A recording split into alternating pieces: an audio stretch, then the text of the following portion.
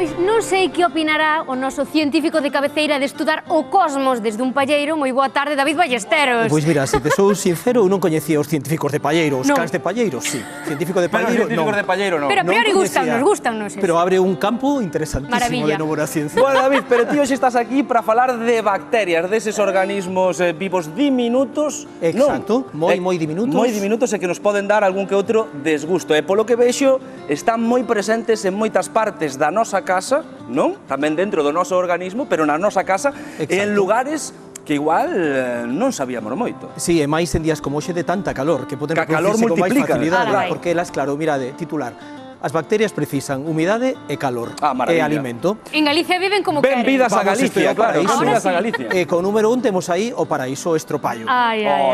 Que facemos ao pasar o estropallo? Estás fregando, estás canso, deixas aí os pratos, acabas e o apoias normalmente. Pasas un pouco de auga e a ver a tele. Con sorte, se lle pasas un pouco de agua. Exacto, bueno, por quedar ben era, sabes, tamén. Sacudes así un pouquinho. Que lle pasa? Eso como un hotel para bichos, para ter xérmenes. É un porque spa para eles. É un spa para eles, Ai, está cheo de restos de comida, moita humidade, e normalmente está na cociña que é un sitio quente da casa.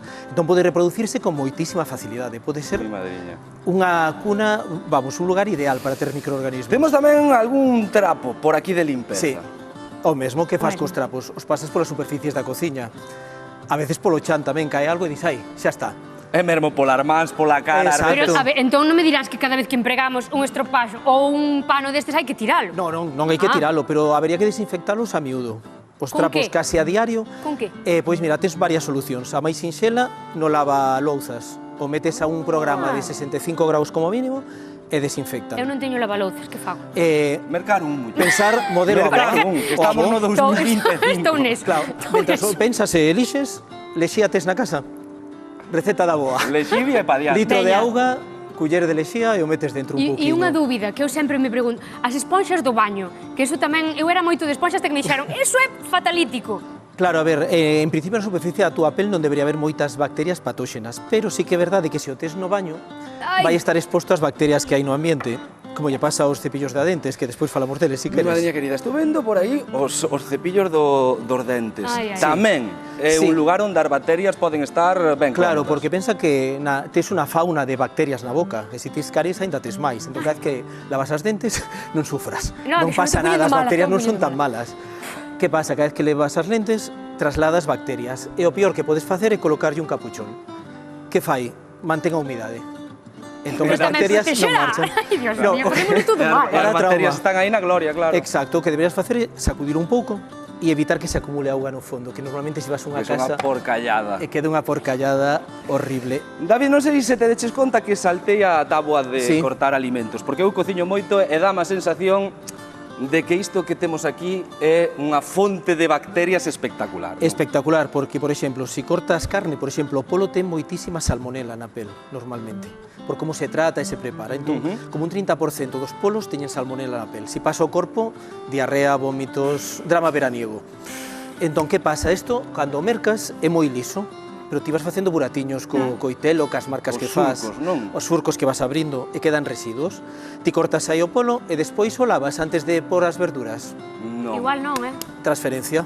Transfires as E xa bacterias temos- a outro alimento. E xa temos as bacterias en todos os alimentos que estamos a comer. Exacto, deberíamos E como desinfectalo. facemos? Como facemos para evitar esa O mesmo. propagación das bacterias? Limpando, por exemplo, con auga con lexía, con un pouquiño, ou no lavalouzas a un programa a elevada temperatura. Se cortamos polo, antes de cortar outra cousa, pasamos un trapillo Sí, con un pouquiño de auga e sempre. lexivia e a outra cousa. Exacto, Vale. a outra cousa, pero sempre intentar evitar a transferencia. Bueno, vai ben. Fátima. Estou no vendo ali e xa, sí, porque teño a manía... Bueno, vamos antes polos xoguetes. Como queiras.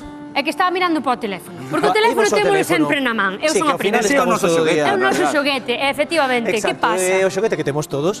Que pasa? Tes gripe, que fas o primeiro? Colles o teléfono, tosendo diante, vai. estou enfermo, non vou traballar. Despois, alguén na casa te pide o teléfono e eda está tranquila.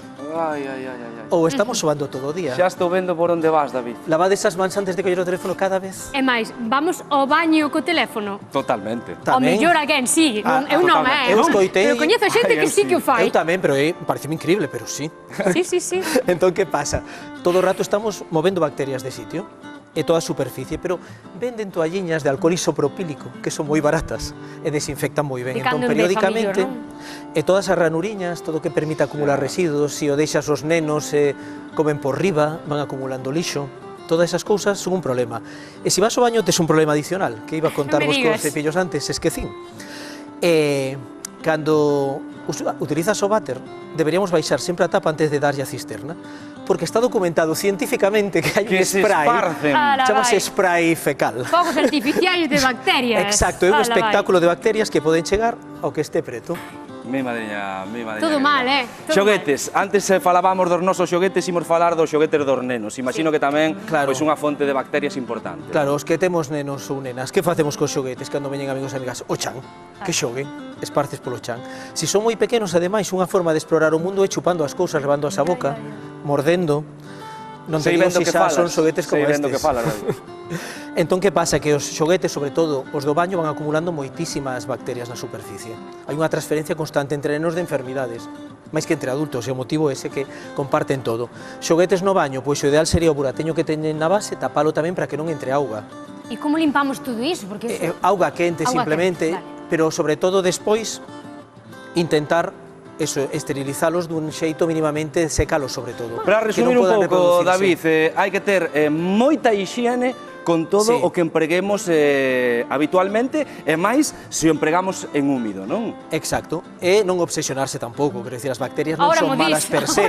Eu marcho traumatizado. Toda a pel coberta de bacterias, pero sí que é importante ter cuidado cas bacterias patóxenas que poden estar en algunhas superficies da nosa casa. Vale, David, pregunta, polo que sexa igual, estas cousas non é bo levalas á boca, non? Chuchalas. Non chupes os estropallos.